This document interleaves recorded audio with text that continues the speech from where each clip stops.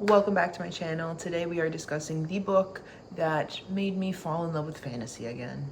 I read a lot of fantasy in high school and then I just kind of stopped. Like college hit and I was kind of in like a romance era, and then I was in like a YA era, little dystopian, but I never really went back to fantasy. And then in February of this year, I was in a Books A Million and I saw this cover and it was absolutely gorgeous, absolutely stunning, and I just knew I needed to buy this book. Unfortunately, I don't have it with me, but I'll play right here for a second. It is just like a stunning book, like beautiful. Like I didn't even know what it was about, and I was like, this is beautiful, and so I bought it. Fast forward to May, when I actually read this book, I could not put it down. I had been in a reading slump for a couple months at that point, and then I ended up picking this book up and I just like flew through it. Was it the best book ever written? No. But was it entertaining? Yes. The Rose Bargain by Sasha Peyton Smith, I don't think did anything new or exciting, but it was just so entertaining. Like I couldn't put it down. I have notes here that the cat is sitting on, like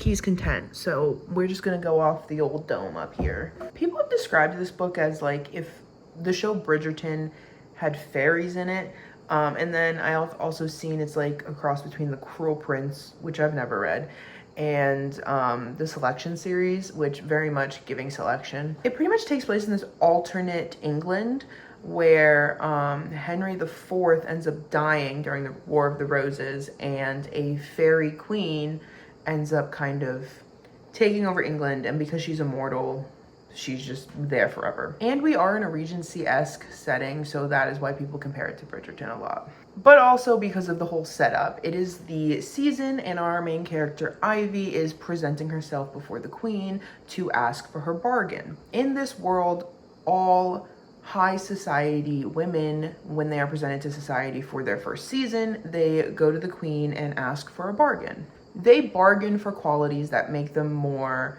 desirable for their suitors, which is kind of disgusting if you ask me, but whatever. And a lot of these bargains like don't make sense, and it seems like the queen just does them to like have fun, kind of show power over her people. You could ask to become incredibly talented in the piano and then suddenly you don't remember anything about your childhood. Or you could ask for your smile to be straightened out and then you lose a pinky or something. Like they don't really make sense.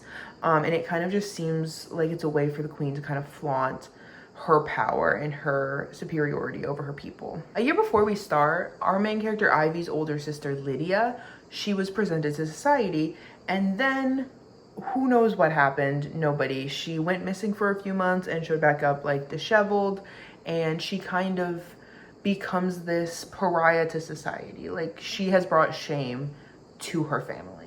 But the thing is, Lydia doesn't remember what she bargained for, and then that makes Ivy very nervous for when she goes to make her bargain because she wants to avoid what happened with Lydia. So her whole family is kind of like a shame on this society, and her friends kind of stop talking to her, and she's kind of an outcast at this point. And because of this, when the prince, the queen's fairy son, is looking for a wife, the queen ends up taking lists. She says, any eligible woman who would like the opportunity to possibly date and marry my son must sign this contract in blood, and if he does not pick you in the end, you must vow to never marry. This is where we get like that Selection-esque vibes. All of these girls kind of come and live at the palace together and they date the prince, and he kind of chops them off one by one by one. And this is where we get even more drama, because not only is there like fairies going on and there's like a fairy world,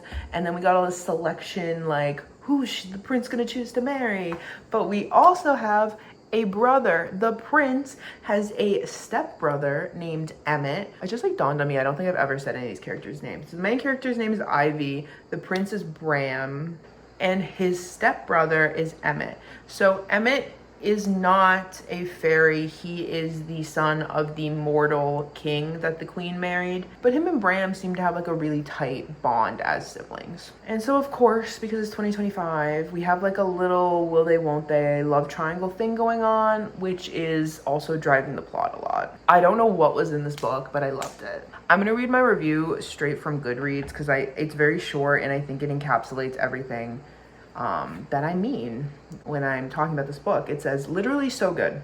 This book is if Bridgerton had fairies and an evil queen and a love triangle with brothers.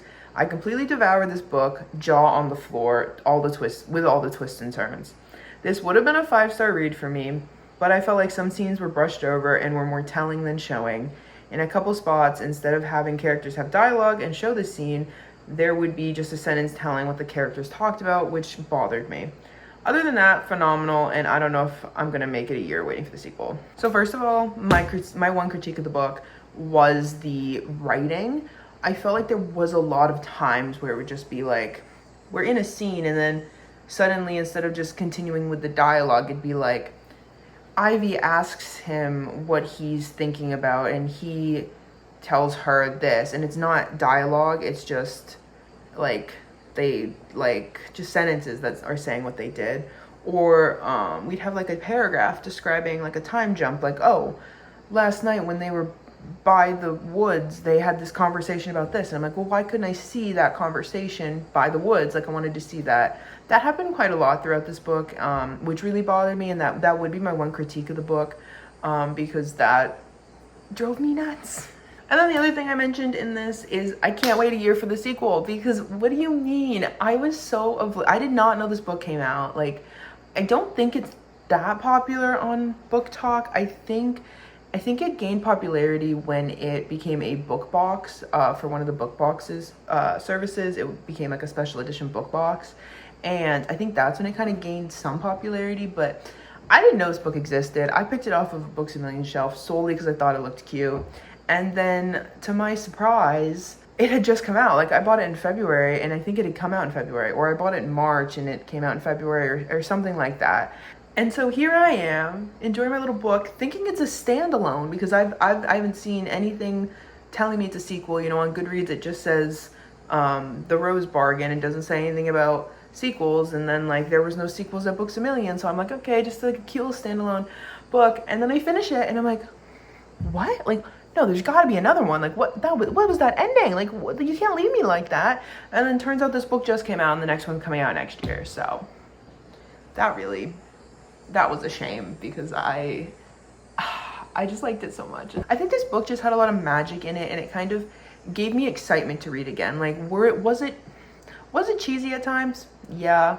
Was the plot the most like original thing ever? Not really, but I think that like all of the elements come together in this really creative way, and it just made me fall in love with fantasy again, because the world is so immersive, and like I felt like a kid again, like when I was reading it, just because I kind of was falling in love with the fantasy genre again. And that's what I really liked about this book, is because it is its own fantasy world, but it kind of takes place in England. It's just like an alternate reality where fairies are in England. And I think that kind of eased me back and got me back into fantasy. And now I'm finally finishing the Throne of Glass series, which, oh my goodness, I've been reading that since high school, like 5 years I think I've been reading that series. That's actually really embarrassing to say out loud. But it got me back into this genre, and I think that even if it's not the most show-stopping, like, phenomenal book that's ever existed, it is entertaining, it is good, and it showed me my love of fantasy again, which I really appreciate. So that is my review of The Rose Bargain by Sasha Peyton Smith. I was kind of all over the place here. I don't know if I actually even gave a review, but I ended up rating it 4 out of 5 stars, and I just wanted to talk about it because it did impact me, and it got me back into reading fantasy, and I'm just very grateful for that. If you've read this book, let me know down below how you liked it, and that's all I have for you today. See you next time. Say hi. Say hi. I'm sneaking into the shop because it's all about me.